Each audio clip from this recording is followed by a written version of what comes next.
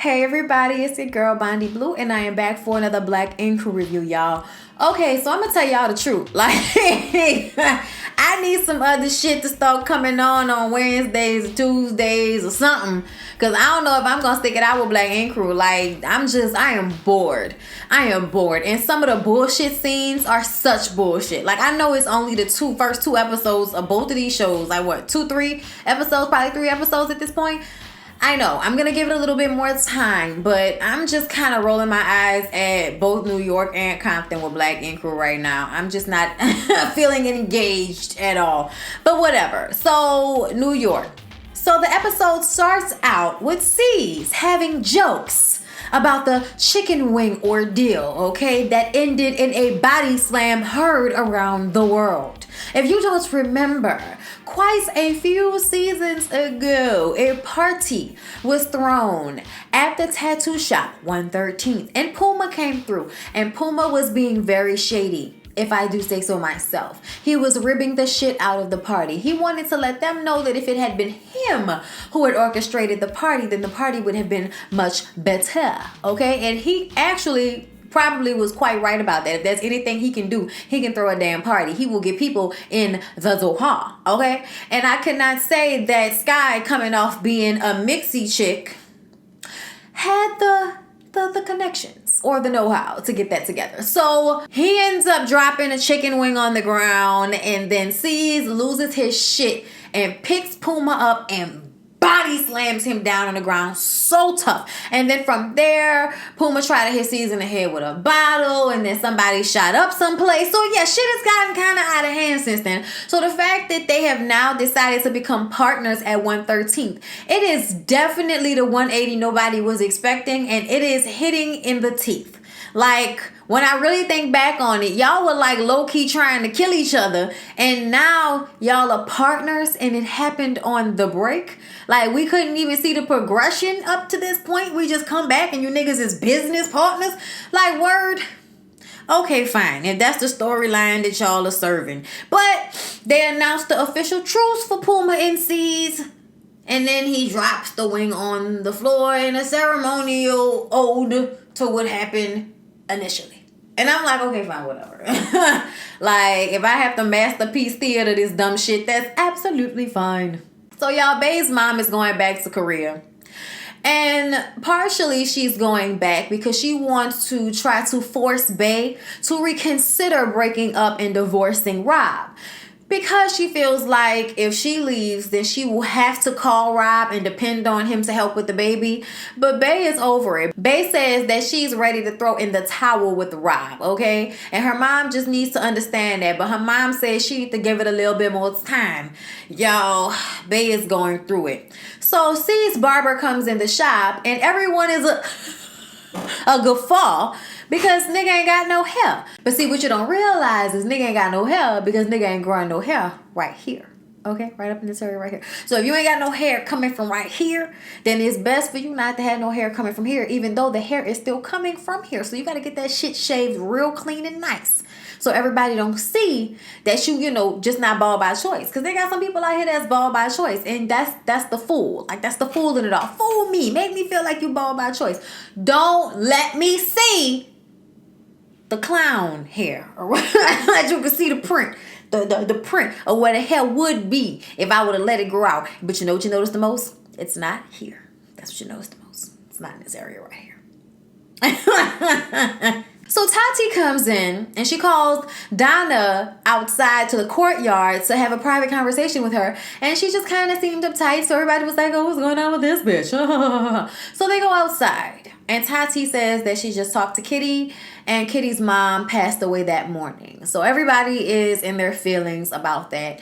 And then they call Teddy and C's back to tell them what happened. And they're like both, made the same shocked face at the same time and everything. So everybody's just feeling for Kitty because everybody loves Kitty. And C's met Kitty's parents. I think that was her mom and dad. It could have been her mom and stepdad. I'm not sure, but it was definitely her mom last year. And the lady was smiling and, like he said, full of life. So now to hear that she's passed away, you just really realize how just like that, life can be over. Okay, cherish your loved ones, bitch. Cherish them.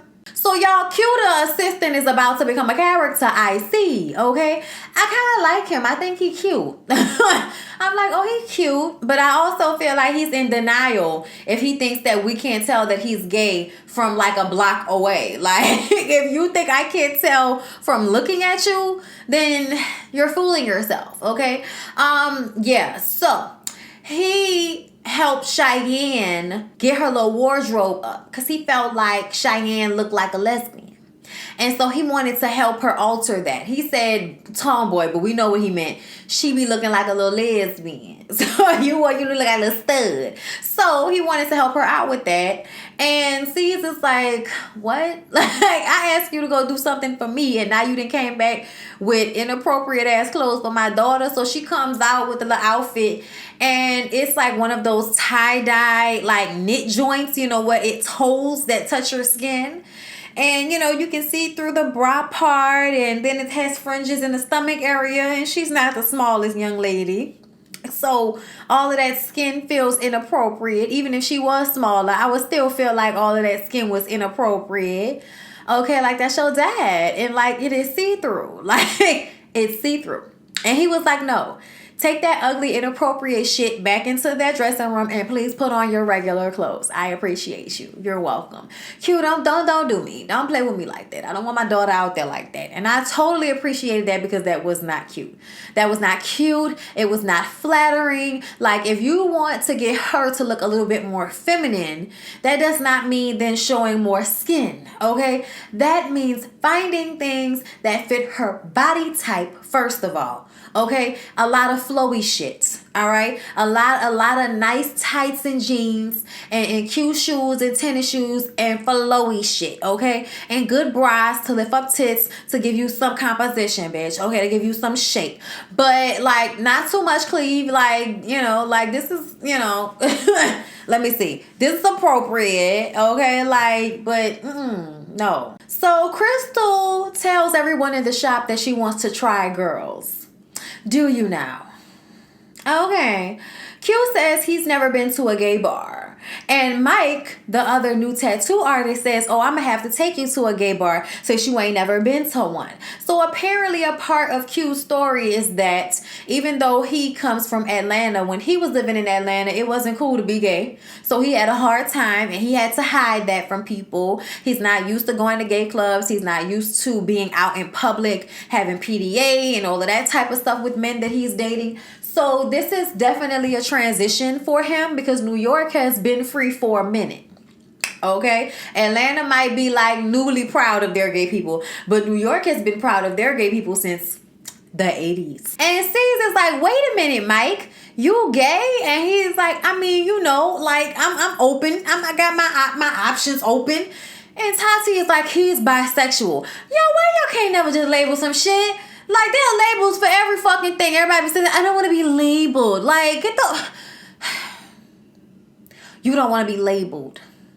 If you like men and you like women, that is called bisexuality. Okay? Like, get on away from me with all of this stupid shit. Like, just stop trying to make shit more confusing than it needs to be. Oh, y'all, I don't want to have labels. Guess what? You're still going to be labeled. Guess what?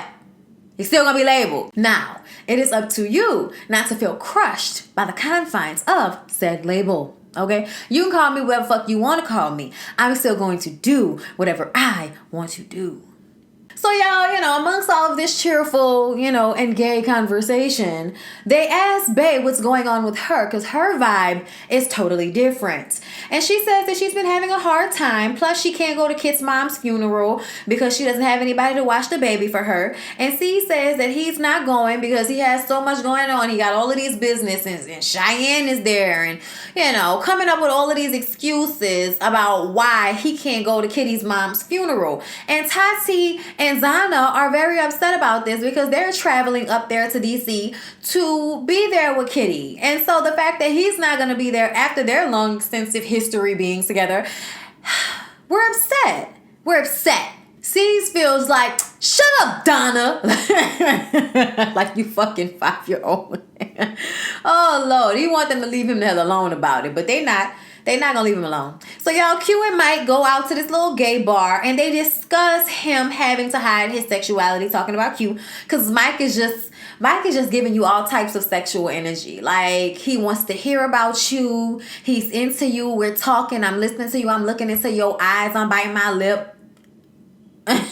Okay? Mike is giving you fever. All right? Like, I was just here for it. So, you know, Q was talking about how he didn't fuck with the gay scene in Atlanta. You know, like I said, how it wasn't cool back then. He never turns up with his own people. He's always, you know, the only gay guy in the room. I'm like, child, you think you the only gay guy in the room. Like, the percentages say that there's no way that you just always the one gay guy in the room.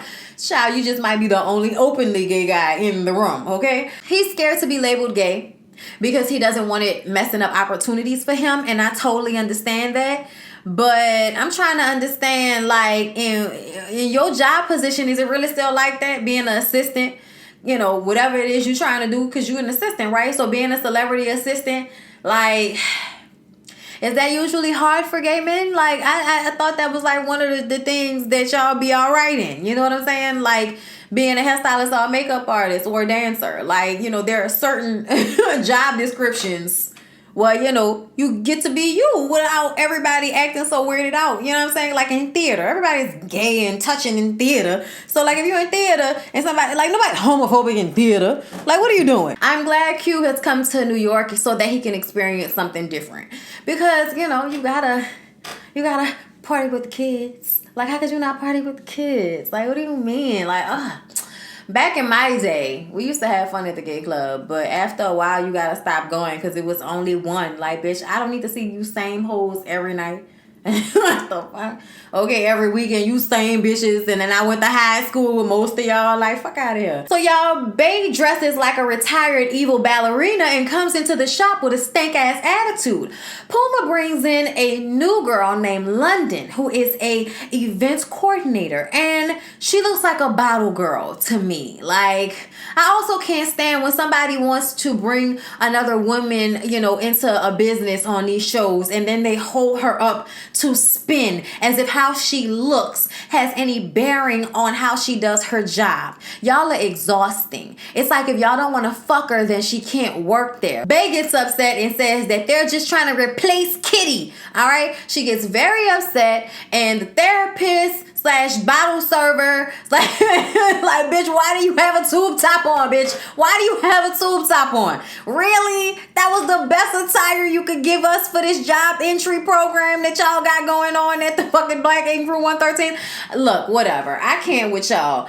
Puma says that she has a breakup brain and she is tripping out, and that is why she is reacting this way. Like, she's acting crazy. She's screaming and hollering, telling Puma to shut the fuck up and listen to her, and they just trying to replace Kitty, and she's seen it before, and when Kitty come back, she not gonna have no job. Mind you, event coordinator and, you know, the whatever the fuck Kitty do marketing, yeah, that's around the same thing. But the difference is, if you event coordinating, I'll handle social media and you handle the actual event.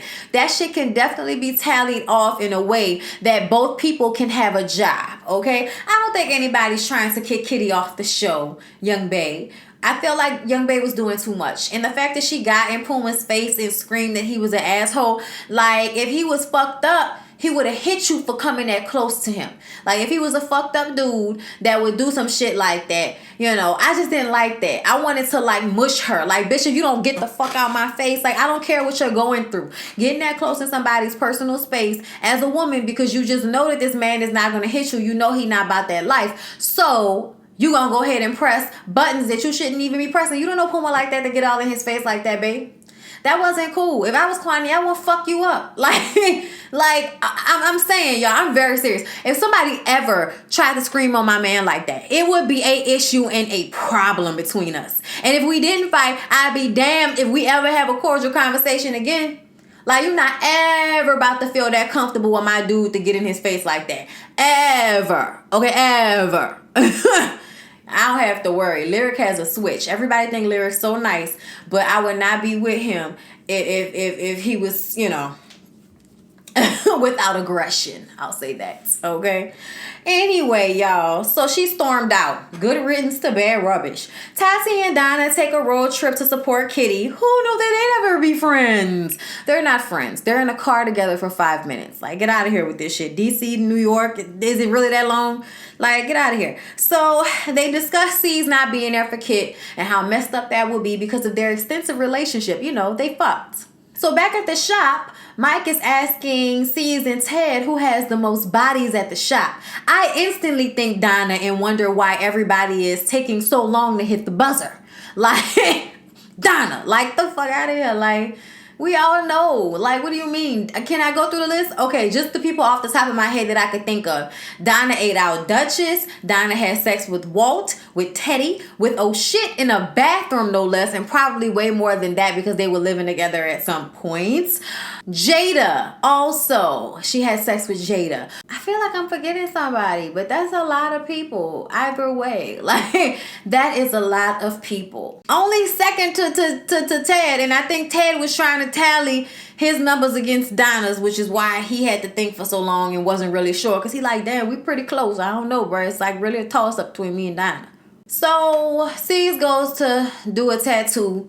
And everybody feel like it's all fucked up that he's not going to the funeral because Donna and Tati are getting ready. They didn't make it to DC. They in their hotel room getting dressed for the funeral. And it's apparent that Donna doesn't have any church clothes because the dress that she wore to that funeral was so inappropriate. And that looked like a Catholic church. Like, I'm not sure, but that was a large church. And it doesn't even matter like what the size is. I just feel like that's inappropriate. And I know everybody, oh, God said, you know, come as I am. Yeah, that's fine. But nobody needs to see the back of your cellulite at church. Like, I could be in a frame of mind of God and not show ass if I feel like that's how I should. Like, what is the issue? Like, really, bitch, you couldn't find a maxi dress somewhere? Like, she felt like because her titties wasn't out, she was fully dressed. That dress was barely staying over Donna's thick ass. I was just like, this was not the appropriate dress to wear to that church. Like, there's no way you were sitting down and that dress was, like, even close to your knees. Like, I'm sorry, y'all. I might be old school, and that's fine. You could not agree with me. But that was some stank shit. I'm sorry. Like, that's just how I feel about it. Like...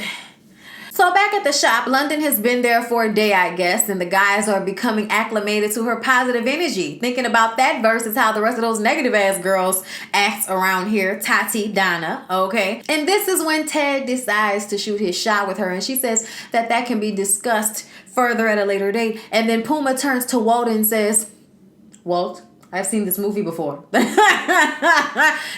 and time again, we've seen this movie. Time and time again. So y'all, C's does end up coming to the funeral, okay? He does end up showing up just as the family is walking out of the church, and he goes over to her and talks to her and hugs her and tells her that he cares about her and how hard this must be for her. And then they go back to a cousin of hers house for a little private repast, and Donna and Tati are there for her. You know, everybody's just gathering around Kitty to be there for her because it is really difficult and really hard to lose a parent, especially a mom, and you're a daughter and you have a close relationship. When you have a close relationship with your mom as a daughter and you lose your mom, like that shit, especially like before having kids and all of that, that shit is heartbreaking. Like, I think about all the time how my kids will never know my dad, and that breaks my heart all the time because it's like they will never know how loved they would have been. You know what I'm saying? Like, my dad would have loved my kids. You know what I'm saying? He loved everybody, like all of the kids. But like, my dad would have loved my kids. You know what I'm saying? So the fact that he will never see them, I will never see him see them. I will never see him hold them. Like, that shit is heartbreaking to me. So I already know that Kitty is feeling terrible, and I felt so bad for her, and I was glad that C showed up because I did not want to have to read him. I did not want to have to go off on him. And at the end of the day, you're not that fucking busy, and your daughter is old enough to be in your apartment alone for 24 hours. It's illegal. It's legal. So, like, you know, I'm glad he was able to be there for Kitty. So that's it, y'all. Please don't forget to like, comment, and subscribe to my channel if you have not already. I love you guys, and I will see y'all in the next one.